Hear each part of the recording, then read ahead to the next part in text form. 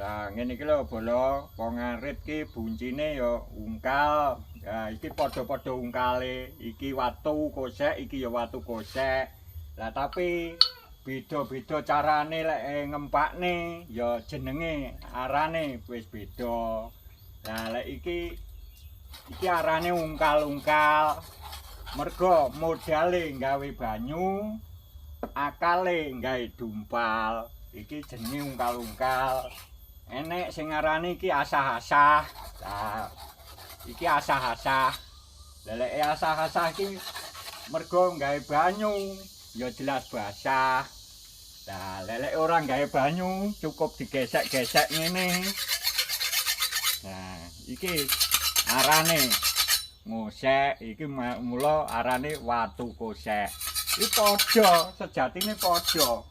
Bahane padha, jenenge ya padha, ukurane kadang ya padha, tapi lek beda lek ngempakne, lek ngetrepne, lek nggunakne kuwi beda ya arane wis beda. Dadi ngono kuwi bola.